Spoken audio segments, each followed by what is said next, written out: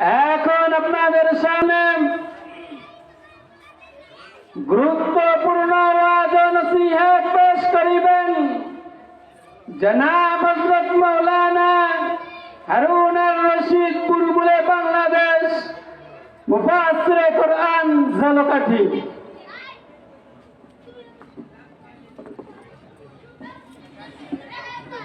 আসসালামু আলাইকুম ওয়া রাহমাতুল্লাহি ওয়া বারাকাতুহু। আপনারা সবাই ভালো আছেন তো? আলহামদুলিল্লাহ আলহামদুলিল্লাহি ওয়া কাফা ওয়া সালামুন আলা ইবাদিহিল্লাযীনা ইসতাফা। আম্মা বাদ।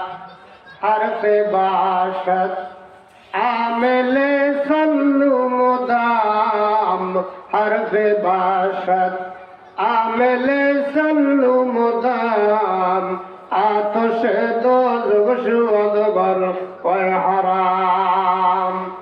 मसनबी शरीफे मौलाना জালালউদ্দিন রুমি বলেন, কেহ যদি সদা সর্বদা দরুদ শরীফ পাঠ করে আল্লাহ রব্বুল আলামিন তার জন্য জাহান্নামের আগুন হারাম করে দিবে। আমরা আগে একটু দরুদ শরীফ পড়ি। আল্লাহুম্মা সাল্লি আলা সাইয়্যিদিনা محمد وعلى آل سيدنا مولانا محمد। আসমান জমিন পাহাড় পর্বত হায়রে সাগর নদী গাছপালা কন্যা, আসমান জমিন পাহাড় পর্বত আরে সাগর নদী গাছপালা নবীর নামে পরে দুরূদ সবাই বসে নিরালা। আল্লাহুম্মা সাল্লি আলা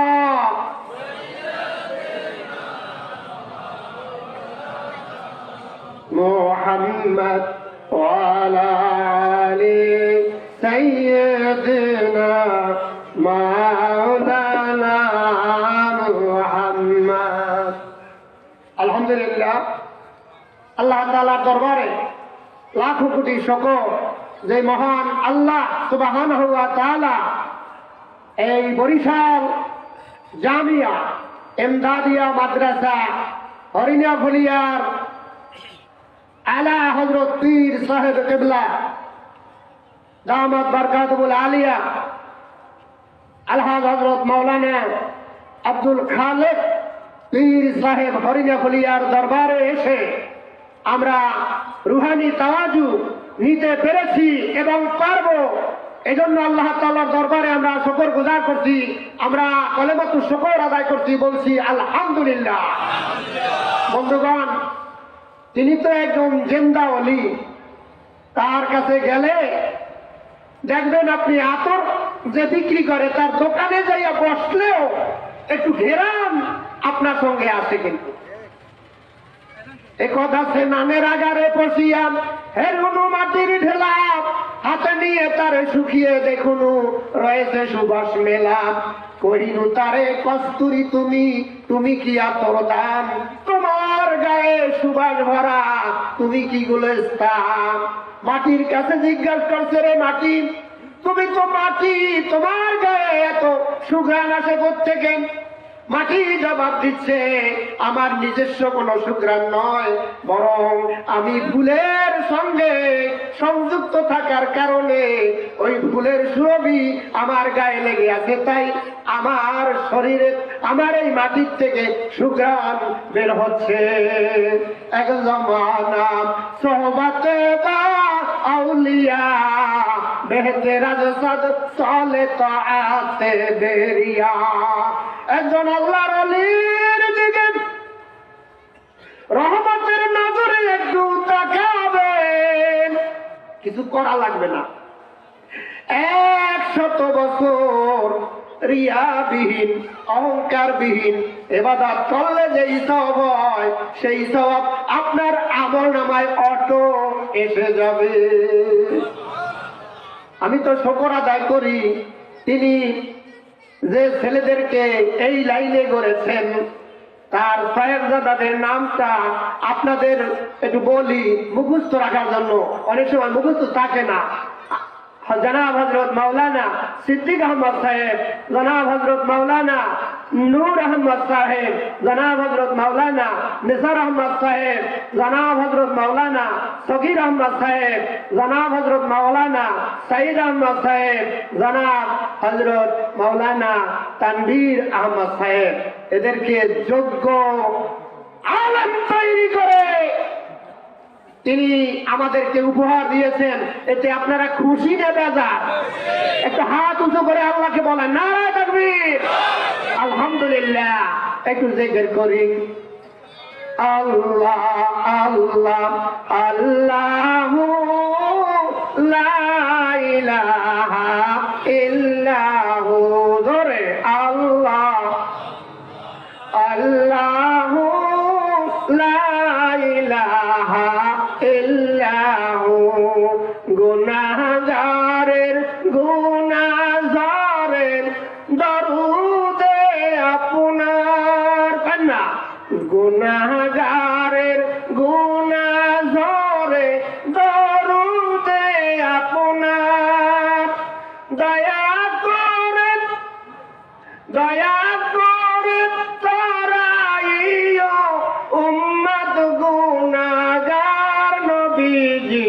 আল্লাহ আল্লাহ আল্লাহু লা ইলাহা ও আল্লাহ আল্লাহ।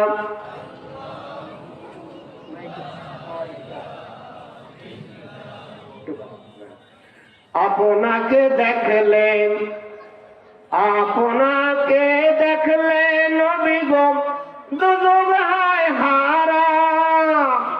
আপনাকে দেখলে নবী গো দুজক হায় হারাম।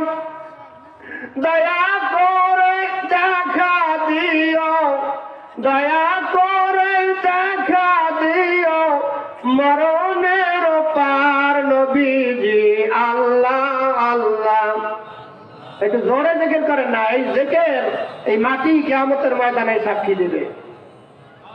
ইয়াউমাইযিন তুহাদ্দিসু আখবারাহা, এই মাটি সেদিন খবর বলে দিবে। ওই হরিণা ফুলিয়ার মাহফিলে বসে এরা জিকির করেছিল, এই মাটি আপনার পক্ষে সাক্ষী দিয়ে দিবে। মৌতের তুফান, মৌতের তুফান চলবে যখন, কান্না একটু, মৌতের তুফান চলবে যখন নবী গো আমার, দয়া করে দেখাইবেন চেহারায় আনোয়ার নবীজি। আল্লাহ আল্লাহ আল্লাহু লা ইলাহা ইল্লাহু, আল্লাহ আল্লাহ।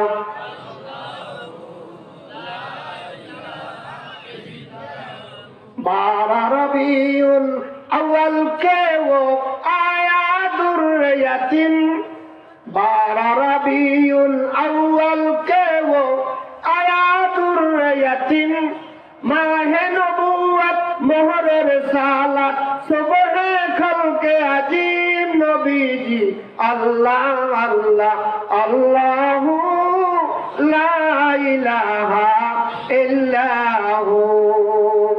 ভাইজান আমার, আল্লাহ রাব্বুল আলামিন সব চাইতে বেশি ভালোবেসেছেন তার হাবিবকে। আল্লাহ বলেন, হাবিব, ও হাবিব, দুনিয়ায় কোন পয়গম্বর আমার কাছে আসতে পারে নাই, আপনাকে আমাকে বলেন নাই আমি আপনার ওই সান্নিধ্যে যাব, আর সে দিনে যাব, আপনার সঙ্গে দেখা করব, কোনো দিন আপনি বলেন নাই আমি আল্লাহ আপনার জন্য আমি পাগল। নবী গো, ওয়ারাফা'না লাকা যিকরাক, আপনার পজিশন, আপনার মর্যাদা, আপনার বুজুর্গি, আপনার শোহরাত, আপনার জিকির আমি আল্লাহ উঁচু করে দিয়েছি।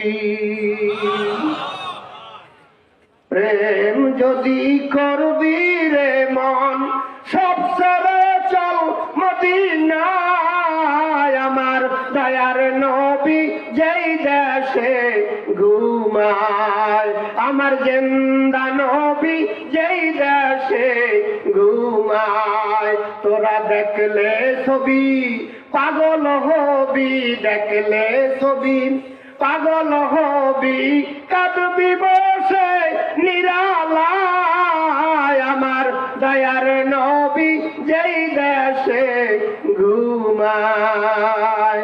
আমার নবী মদিনা মুনাওয়ারায় তিনি উম্মতি উম্মতি বলে কাঁদতেছে।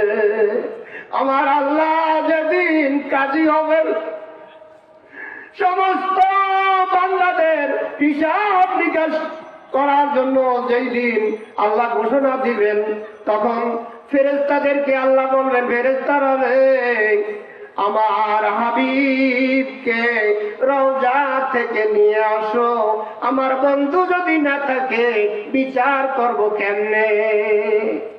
আর আমার সংক্ষেপ কথা বলতে হবে, যেহেতু বড় বড় বক্তা আমাদের এখানে খবর পেয়েছি এসেছেন, সে সমস্ত বক্তা কিন্তু ভাইজান 50 লক্ষ টাকা দিয়াও আনা যায় না।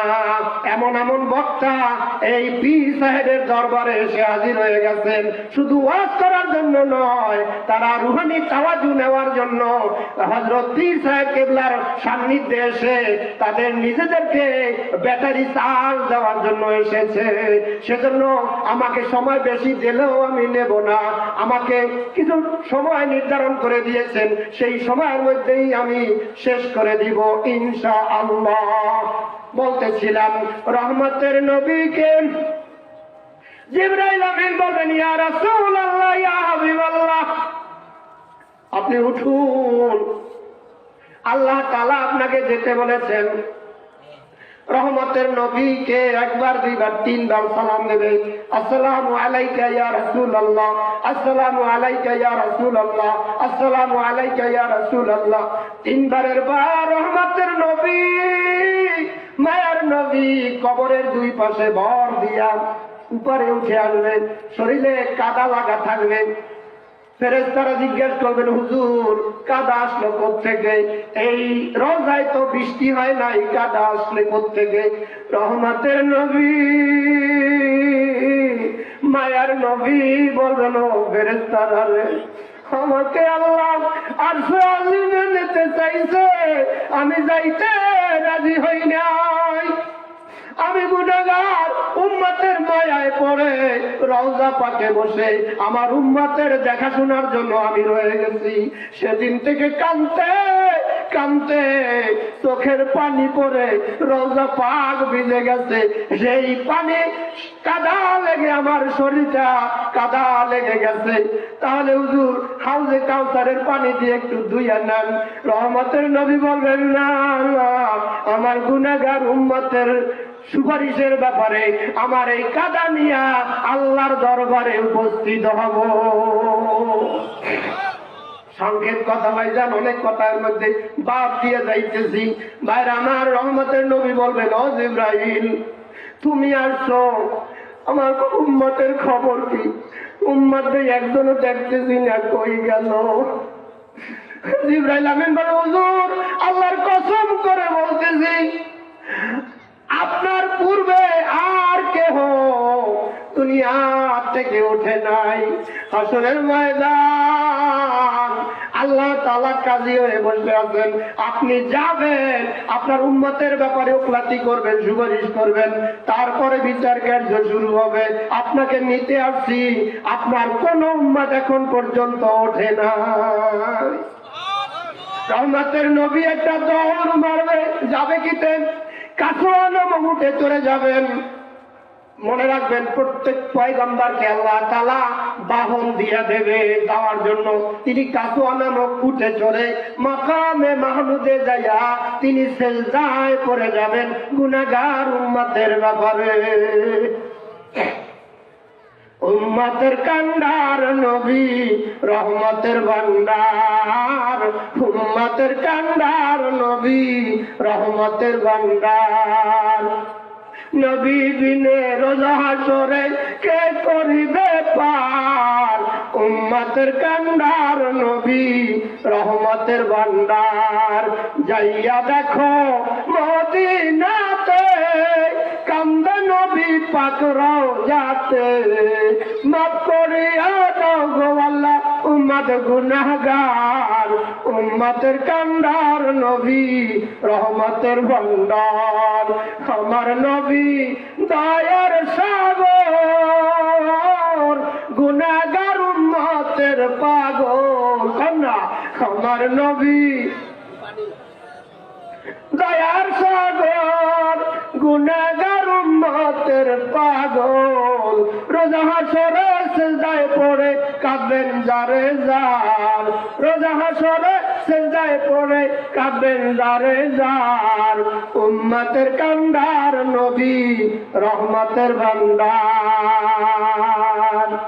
বারমান দয়ার নবী তো ওই মাকামে মাহমুদে যাইয়া সিজদায় পড়ে যাবেন। কোথা থেকে এনেছি? আন আবি হুরায়রা রাদিয়াল্লাহু তাআলা আনহু قال قال الله تعالى قال النبي صلى الله عليه وسلم قال الله تعالى يا محمد ارفع راسك سلطوت واشفع تشفع। এই হাদিস কালাম বুখারী শরীফে 3092 নম্বরে হাদিস খানা উল্লেখ আছে এবং 1887 জায়গায় মিশকাত শরীফে এই হাদিস খানা আছে। হাদিস খানা সহি। কি বলতেছেন? দয়ার নবীকে আল্লাহ বলবেন, নবী গো এই মাকামে মাহমুদে আপনাকে চেয়ার দেওয়া হয়েছে, এই চেয়ারে আপনি বসুন। রহমতের নবী, মায়ার নবী, তিনি চেয়ারে হাত রাখবেন কিন্তু বসবেন না। আল্লাহ বলবেন, বন্ধুরে আপনি বসেন না কেন? আপনার জন্যই তো চেয়ার রাখছি। রহমতের নবী বলবেন, আল্লাহ গো আমি চেয়ারে বসলে আমার গুনাহগার উম্মতের দশা কি হবে? আমার কিছু উম্মত হাউজে কাউসারের কাছে আছে, কিছু উম্মত মিজানের নিকটে আছে, কিছু উম্মত কলসিরাত পার হয়ে যাবে। ওই পার হইতে যদি না পারে আমি নবী দৌড় মেরে আমি তাকে কলসিরাত পার করাইয়া দেব, আমি তো চেয়ারে বসবো না। রহমতের নবী তিনি আল্লাহ তাআলা যখন বসতে বলবেন তখন তিনি হাত রাখবেন, তার মানে আমি পাইছি আপনার চেয়ার, পাইছি। এরপরে দেখেন আল্লাহ তাআলার সঙ্গে কথা বলার ভঙ্গি দেখেন, এটা ওলি আল্লাহর দরবার, বেয়াদবি কেউ করবেন না। বেয়াদবি করলে বেয়াদব মাহরুম গাছটা ফজলে রব, আল্লাহ তাআলার রহমত তার ভাইকে ধরবে না। যতটুকু সময় এই হরিণিয়া বলিয়া পীর সাহেবের দরবারে থাকবেন ততক্ষণ পর্যন্ত আদব দেখাবেন আপনার তারাক্কির জন্য, আপনার উন্নতির জন্য, রুহানি তাওয়াজ্জু পাবেন। আমার রহমতের নবী এবার আল্লাহর দরবারে কথা বলার ভঙ্গি দেখেন, তিনি মাকামে মাহমুদে সিজদায় পড়ে যাবেন। সিজদায় পড়ে কি করবে? তিনি বলবেন, ইয়া মুহাম্মাদু, আল্লাহ তাআলা, এটা হাদিসে কুদসি, আল্লাহ তাআলা বলবেন, ইয়া মুহাম্মাদু। দুনিয়ায় কোন জায়গায় আল্লাহ তার বন্ধুর নাম ধরে কিন্তু ডাকেন নাই। ডাকার যখন প্রয়োজন হয়েছে বলছেন ইয়াসিন, তাহা, ইয়া আইয়ুহাল মুজাম্মিল, ওগো কম্বল মুরাদে নেওয়ালা। এইভাবে করে নতুন নতুন নামে আমার নবীকে ডাকছেন। ভাই আমার, আপনি মোবাইল চালান, মোবাইলের কিন্তু পাসওয়ার্ড আছে, পাসওয়ার্ড জানা না থাকলে মোবাইল খোলা যায় না। আল্লাহ তাআলার কোরআনে কারিমের ভিতরেও পাসওয়ার্ড আছে। সেই